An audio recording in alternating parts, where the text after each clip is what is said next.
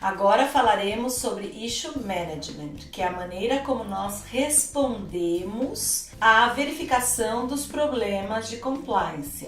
Foram feitos os testes. Fizemos os testes, fizemos os controles. Encontraram alguma coisa. Isso. E aí agora precisamos dar a resposta. Como é que funciona? Como é que tratamos aquilo que encontramos? Há várias maneiras de dar a resposta aos findings, aquilo que encontramos nos nossos monitoramentos e testes de controle. Eu gosto muito dos comitês, porque eu acho que a resposta que é dada coletivamente é sempre melhor. Não fica uma coisa só de compliance decidiu, compliance resolveu. Por melhor que seja o profissional, por mais experiente que ele seja, obviamente ele não tem a visão do todo. É impossível um profissional que trabalha numa área conseguir vestir todas as possíveis ideias, as possíveis vertentes. E trazer a ótica dos setores, né? Exatamente. Então é muito importante que você forme os devidos comitês. Com isso você pode ter um comitê com a visão de finanças, um comitê com a visão de tecnologia, um comitê com a visão de compliance, um comitê com a visão do jurídico. Mas você está dizendo o comitê de ética da empresa ou você está falando de um comitê específico? Eu estou falando de vários comitês para tratar dos vários temas. Eu não estou falando só de compliance. Tá. Por isso que eu digo, há vários temas para se trabalhar.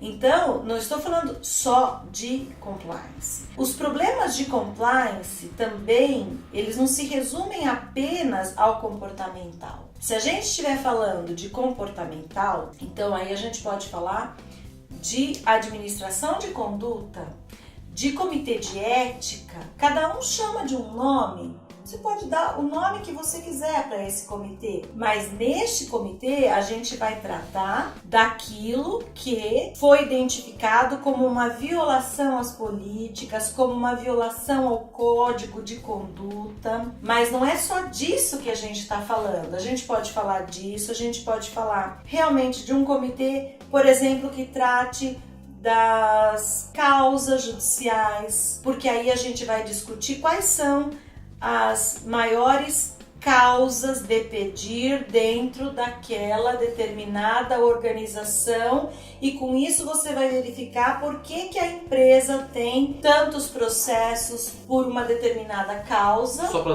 entender, para quem está assistindo a gente entender, causa de pedir, por exemplo, horas extras. Hora extra. Pronto. Exatamente. Por que tem tanta hora extra? Aí vem uma pessoa e fala assim, ah não, porque a pessoa passa o cartão de ponto e volta e fica lá fazendo aula de inglês. Será? Pode ser, até pode ser. Mas na maioria das vezes pode ser que a pessoa volte e continue trabalhando. Sim.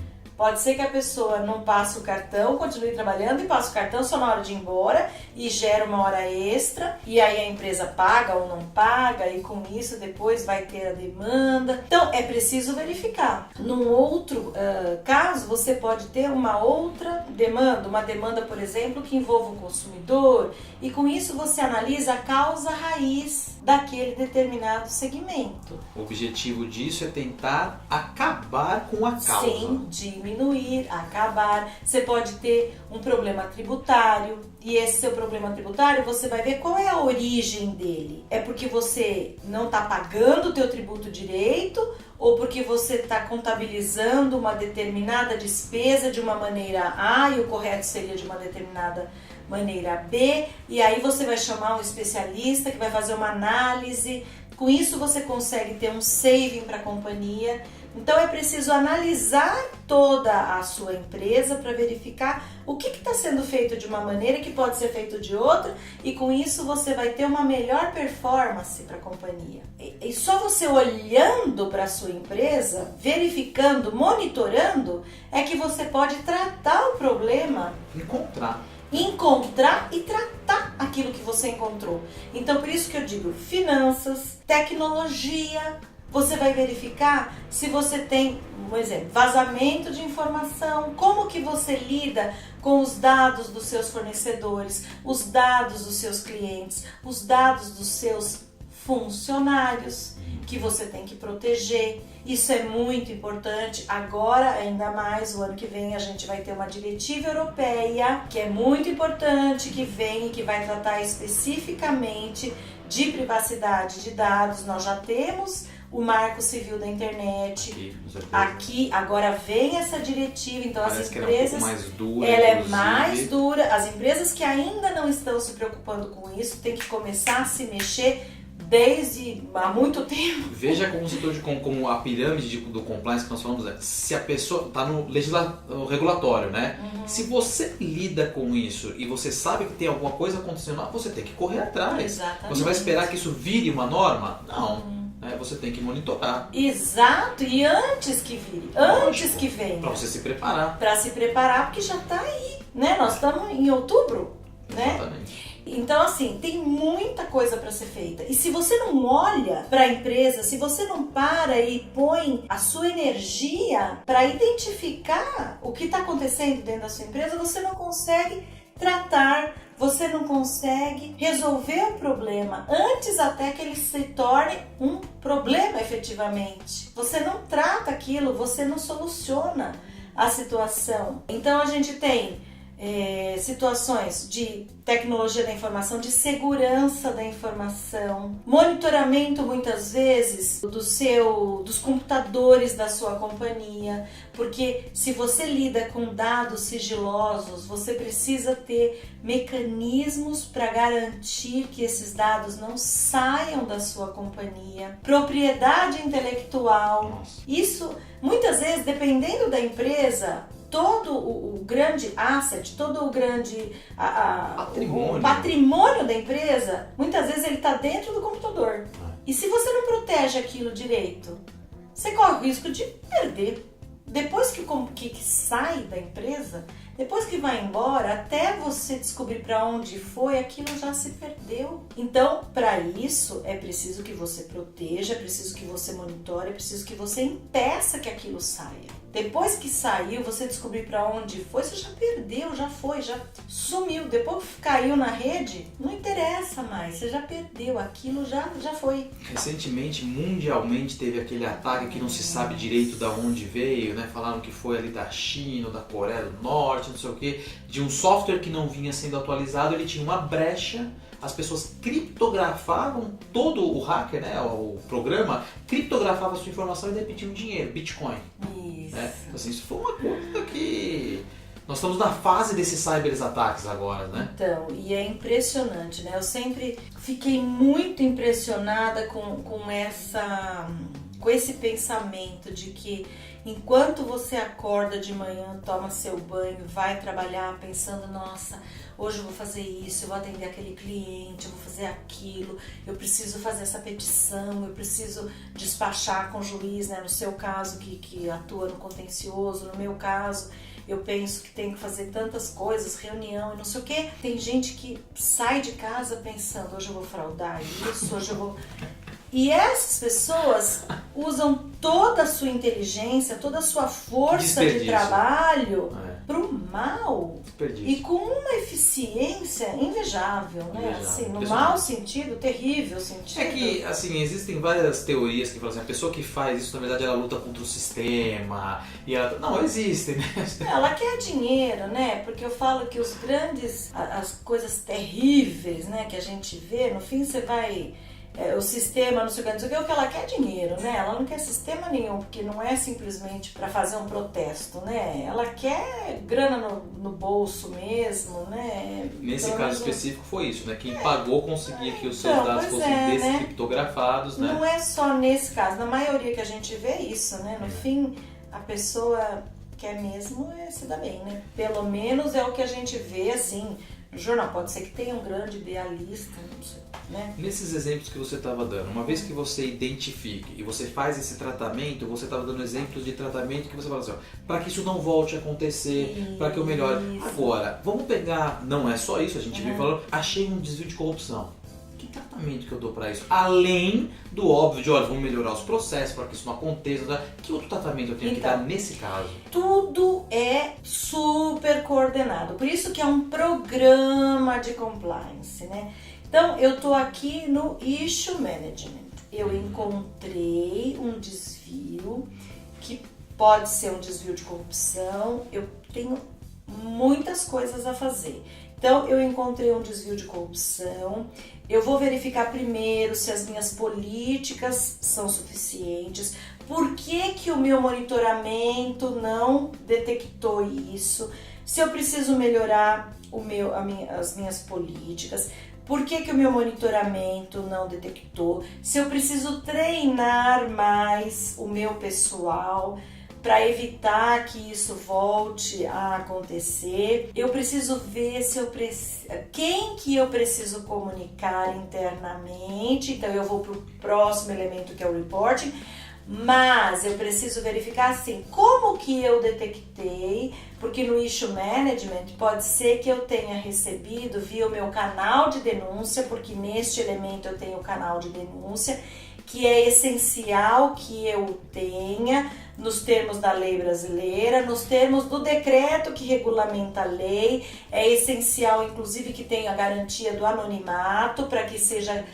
considerado efetivo o meu programa de compliance, inciso 10 do artigo 42. E aí eu vou então, a partir do momento que eu já fiz tudo isso, verificar se eu preciso ir à polícia. Porque de repente é um caso de polícia e muitas vezes para eu ter depois o direito até mesmo de me defender e provar que eu não tive má fé, me defender perante um cliente, me defender perante um terceiro, eu preciso provar que eu fiz tudo que estava em minhas mãos, inclusive criminalmente. Eu persegui aquela pessoa que me prejudicou criminalmente, eu preciso esgotar todas as medidas. E isso inclui até mesmo uma coisa que às vezes a empresa não gostaria de fazer, porque ela expõe de uma certa maneira a sua fragilidade. Então isso precisa ser muito bem sopesado. Aí entra aquela questão que o jurídico e o compliance muitas vezes têm que debater. O jurídico às vezes não querendo e o compliance insistindo, ou vice-versa. Então muitas vezes a gente tem que sentar e debater longamente. Se a gente não chega a um consenso, sobe, escala a decisão para que alguém com mais poder de decisão, com mais experiência, com mais bagagem, nos ajude a chegar a uma posição mais equilibrada para podermos então resolver a questão, porque não é simples, não é um sim ou um não, tem muitas questões em jogo e sempre no interesse do melhor para a companhia, a melhor solução para a organização, para a companhia. Mas é sempre fascinante, é sempre muito importante para a gente poder chegar à melhor solução para aquele caso concreto, né? E nesse Issue Management, então, vamos verificar qual a melhor solução, qual a melhor saída e partir então para o sétimo elemento e último, que é o reporting, que é a coroação de tudo. E é essencial, porque a partir do momento que eu verifico o que aconteceu, que eu trabalho a ocorrência, entendo o que efetivamente ocorreu naquela situação concreta, qual foi o problema, por que eu cheguei àquela situação, fiz uma análise aprofundada, entendi qual a melhor solução, eu tenho que levar isso adiante, eu tenho que fazer o reporting para a alta direção da companhia, ainda que a alta direção não queira saber daquilo, ainda que eles não queiram entender, porque eles têm o direito e o dever de ser informados. Os dois caminham juntos. Não pode haver cegueira deliberada, Eles não podem se... Isso que eles precisam entender, esse reporting é protetivo a eles. É protetivo e, ao mesmo tempo, eles têm o dever de tomar medidas a partir do momento da informação. E depois que veio a teoria da responsabilidade objetiva, saber ou não saber é irrelevante, porque eles responderão como aquele que sabe. Então, é melhor que saibam para que possam tomar medidas. Então, no exemplo que a gente deu, vamos supor que tenha ocorrido uma falha num sistema e com isso nós tivemos leakage, tivemos um vazamento de informação. Sabedores de que houve esse problema, eles podem mandar arrumar o sistema, selar todos os buracos de maneira a evitar aquilo para que nunca mais ocorra aquele tipo de falha. Podem ocorrer outras, claro, mas não aquele tipo de falha. E isso é essencial, porque é esta a saída e é esta a solução que lhes vai dar a proteção amanhã se alguém vier contra eles, na pessoa física inclusive, para dizer, olha, houve má gestão. Não, eu fiz tudo que estava. Não sei se a pessoa quis deixar vazar de propósito. Dolo, préter-dolo, você que é criminalista, todas as questões, né? Então, não, eu fiz tudo que estava ao meu alcance, eu tomei todas as medidas possíveis dentro daquilo que qualquer pessoa na minha posição poderia ter tomado. Ninguém aqui é super-homem, ninguém aqui exige que a pessoa tenha dons de clarividência, mas dentro da prudência eu fiz tudo o que era possível, tomei todos os cuidados, obtive todas a orientação que poderia ser obtida junto aos especialistas, busquei os advogados, busquei os técnicos, de tudo aquilo que era possível. Exato. E com isso eu obtive. E aí, nesse report, eu levei, e aí estes altos dirigentes, recebendo todo esse report, foram para o primeiro elemento, que é o accountability, e deram então no tone at the top os elementos necessários para que a roda continuasse a girar e o programa continuasse a ser efetivo. E é assim que o programa se perfaz. Vou pegar duas situações sobre a ótica do Compliance Officer desse ponto do report. Primeira situação, você tem um CEO, você se reporta a ele e acaba ali. Não tem mais nada. Você dá o reporte a ele, ele olha para aquilo, mesmo você tendo feito todo o trabalho de conscientização, mesmo mostrando que aquilo é algo protetivo para ele, fala, tá bom, papel do Compliance Officer. Então, é muito interessante essa sua pergunta, porque você sabe que outro dia até uma Compliance Officer me escreveu e falou exatamente isso. Ela falou, olha, eu percebo realidade hoje, hein? Ainda mais aqui no Brasil. Eu percebo que o meu chefe, até ele me escuta porque ele não tem opção, eu reporto oficialmente para ele e aí ele não dá seguimento, né? Aí eu falei, você tem a quem mais reportar? Tem algum órgão acima dele? No caso dela também não. Porque era uma empresa brasileira e terminava nele, até uma empresa de família e tal, e terminava nele, é o dono. A nossa realidade. É o dono, né? Ele é o dono. Exato. Terminou nele e tudo mais. Aí eu falei pra ela o seguinte, olha, veja bem, a empresa não é pública, né? É limitada, não tem ações em bolsa e tal. Você tá vendo que a questão é errada. Você sabe que o que tá acontecendo não é correto. Você sabe que isso pode ter consequências. E você sabe que, pelo visto, não vai mudar. Então, o que eu falo pra você? Dá um jeito de sair. Se você precisa muito do emprego e você já tomou essas medidas de registrar e tudo mais e não tem como sair agora, começa a mandar currículo imediatamente e a primeira coisa que aparecer, você sai, né? Que seja pra ganhar menos, né? Porque tem gente que não pode ficar sem emprego. Qual é o risco desse Compliance Officer continuar, apesar de relatar, e lá na frente aparece um escândalo? Qual é o risco dele? Não, o risco é total. Aí, e o que eu falei? Eu falei assim, olha, você precisa ver, assim, duas coisas. Uma coisa é o risco reputacional, outra coisa é o risco criminal. Se tiver crime, você tem que sair, mesmo que seja pra fazer qualquer bico, né? Aí você tem que sair hoje, aí não tem conversa. Ele passa a ser, no mínimo, uma pessoa que viu e olhou pro Não, lado. não existe essa possibilidade. Não Isso existe não essa existe. Isso não existe. E aí eu falo, agora, se você tem como sair agora sem esperar nada, sai já e fica em casa até você arrumar outra coisa. Se for crime, aí você sai agora, não importa, doesn't matter what. Né? Segundo exemplo, você tem o seu CEO, você pode ter um conselho de administração, mas é uma multinacional. Então você passa para o seu CEO, ele pega e põe no mesmo lugar. O que você então faz? você sobe, escala na mesma hora, né? Você escala. Aí você está muito mais protegido.